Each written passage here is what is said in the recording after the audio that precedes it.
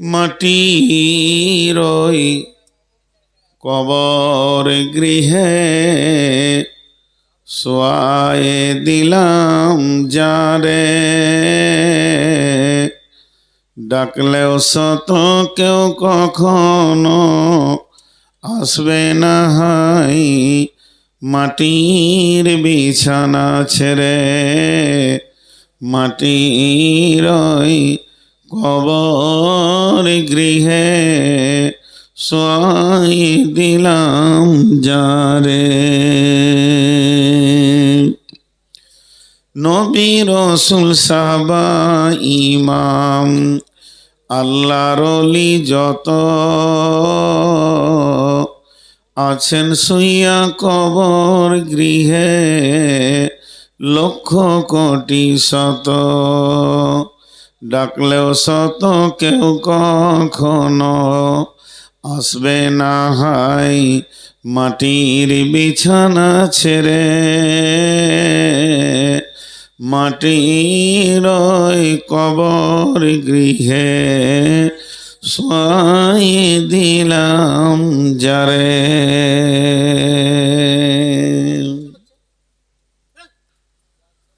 শ্রদ্ধেয় সুযোগ্য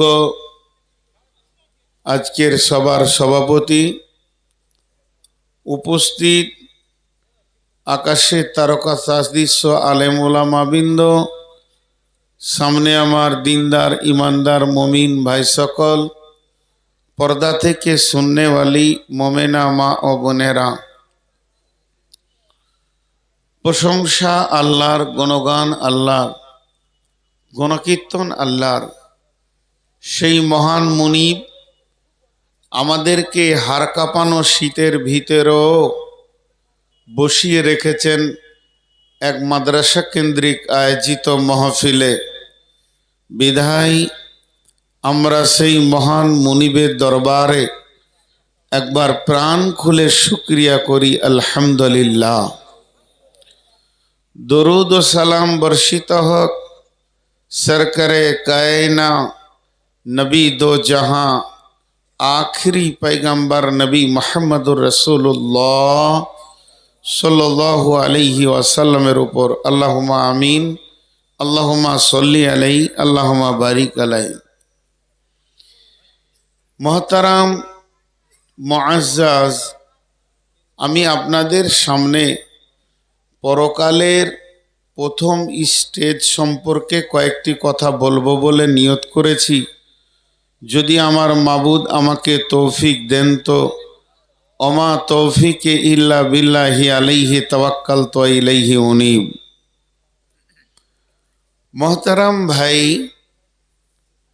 আমরা আমাদের জীবনের একটি একটি করে পাঠ শেষ করছি। আমি আপনাদের সামনে মহাগ্রন্থ আল কোরআন থেকে বেশ কয়েকটি আয়াত পড়েছি, হাদিসে নববীর একটু টুকরো আপনাদের সামনে পেশ করেছি, যেটাকে কেন্দ্রবিন্দুর মধ্যে রেখে খুব স্বল্প সময়ে কয়েকটি কথা বলবো বলে নিয়ত করেছি।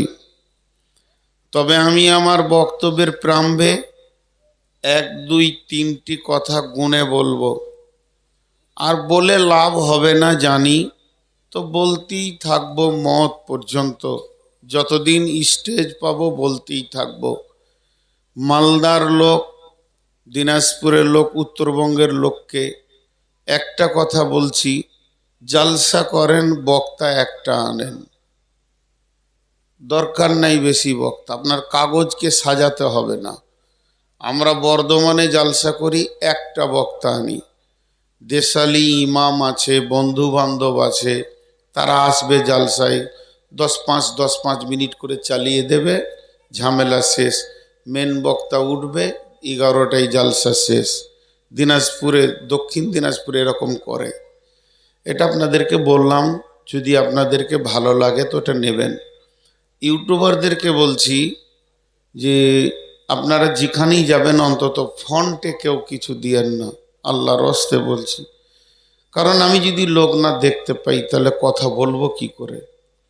আর আপনারাও রাগিয়েন না, কারণ যখন অসময়ে এদের কাছ থেকেই আপনারা শুনতে পান। বক্তব্যগুলো বিছানায় শুয়ে শুয়ে শোনেন কখন? যখন পুরো দেশে জালসা বন্ধ থাকে তখন। আপনারা জানেন না, এবছর আমি বাংলাদেশ যাইনি। জানুয়ারি এবং ডিসেম্বর 2 মাস বাংলাদেশে থাকি, ওদের জাতীয় নির্বাচন, এর জন্য আমি যাইনি। তো বাংলাদেশ থেকে প্রতিদিন ফোন আসছে, হুজুর লাইভ দেবেন, আমরা দেখছি। তো এই দেখেন লাইভ চলছে আমার, ওরা বাংলাদেশ থেকে দেখছে। আজকে আপনার গ্রামের জালসা, কিন্তু বাংলাদেশে বহু লোক দেখছে।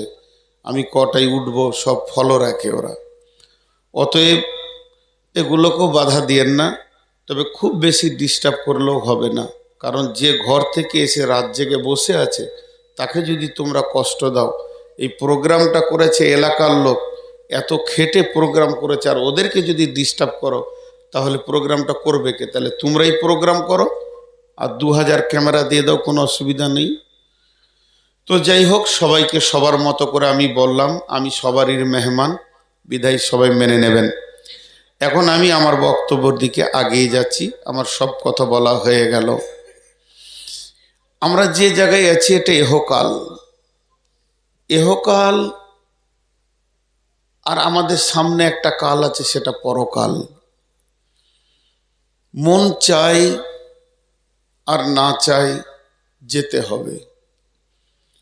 আপনার আমার ইচ্ছা থাকুক আর না থাকুক মরতে হবে। আল্লাহ এ কথা কাউকে দিয়ে খবর নেবেন না যে তোমার কাজ গোছানো হয়েছে কিনা। ডাক আসবে, যেতে হবে। এমনও দিন চারিদিকে কাজ ছড়িয়ে আছে, আপনি ভাবছেন সকাল উঠে সব কাজ করব, যেতে হবে। এর জন্যে কোনো রকম আপনার কাছে ইনফরমেশন আসবে না, যেতে হবে। একটা লোক বলতে পারবেন না যে না আমি যাব না। এখানে যত দামি মানুষ হোক আর যত বেঈমান হোক, মওতের কোলে ঢলে পড়ে কবরে যেতেই হবে। এখানে কারো কোনো কিছু করার নাই। একটা জিনিস যদি আপনাকে আমি বলি, ভাই আমার সঙ্গে বর্ধমানে 5 দিন চলেন, আপনি বলবেন আমার কাজটা একটু গুছিয়ে নিয়ে যাব, কিন্তু গুছাতে দেবে না।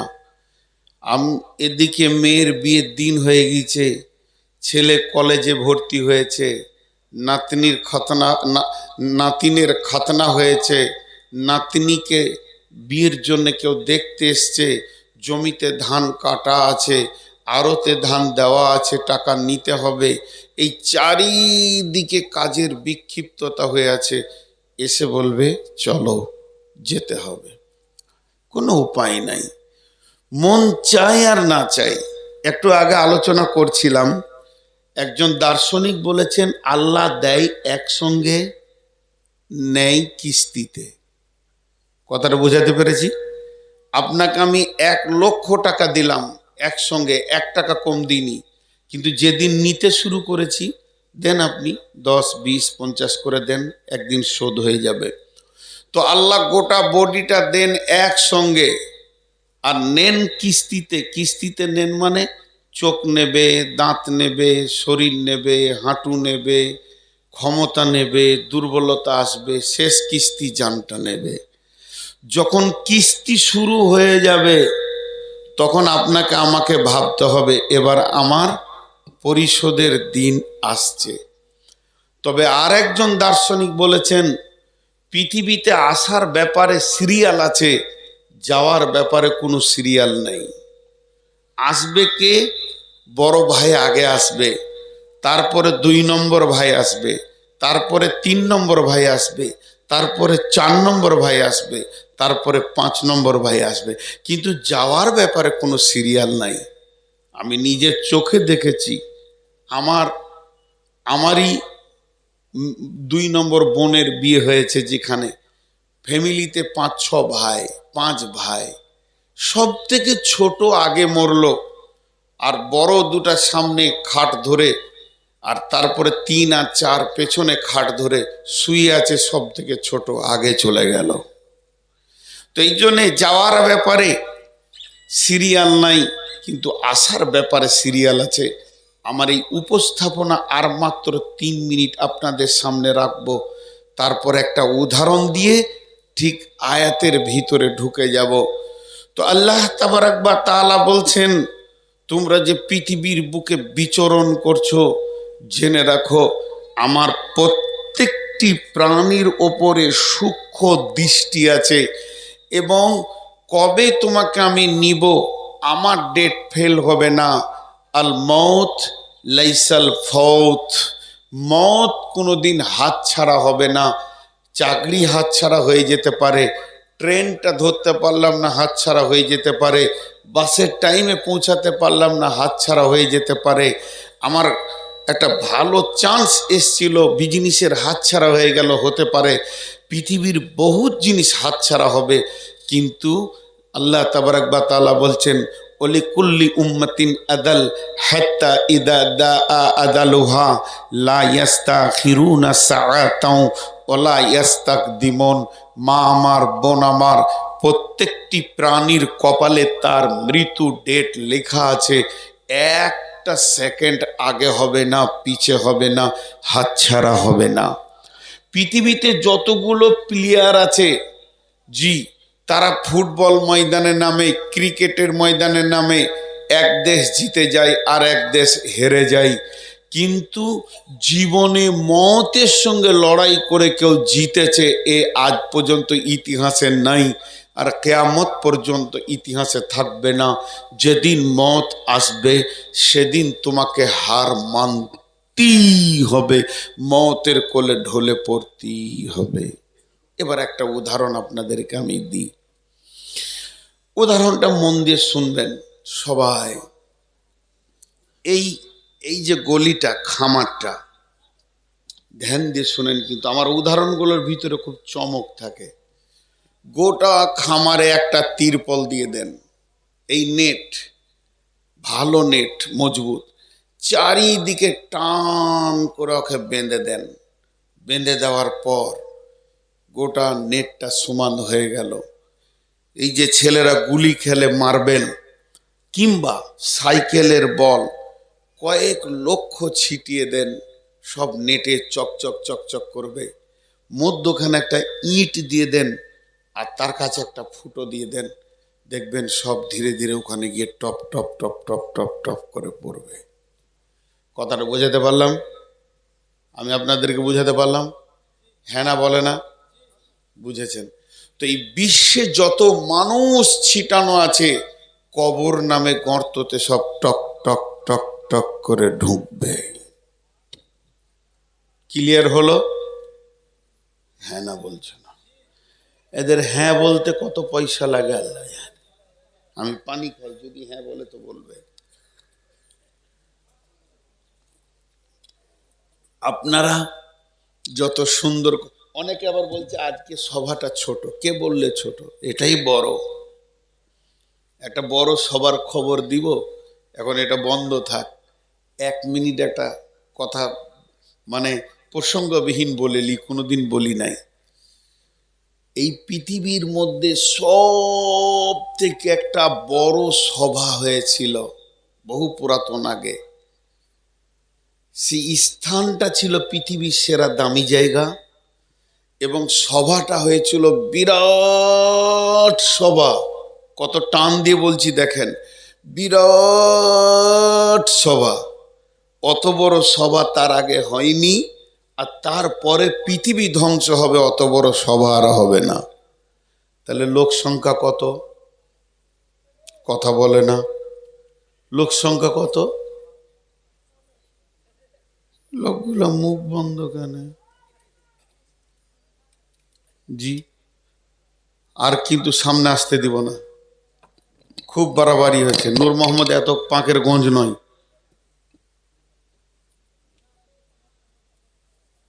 সভাটা কত বড়, মুখ খুলেন না কেন আপনারা? তাও 2 লক্ষ লোক হবে, 5টা লোক। এবার দেখেন সভাটা কত বড়, সভাপতিকে নিয়ে 5টা লোক আবার। জি, এবার শোনেন, এটা বিরাট বড় দার্শনিক হাদিউজ্জামানের লেখা। সভাটার হয়েছিল কোথায়? জায়গাটা যদি নাম শুনেন এক্ষুনি কলিজাটা ধারাস করে উঠবে। স্থানটা হচ্ছে মসজিদে নববীর ভিতরে। দেখেন সবার জায়গাটা কত সুন্দর।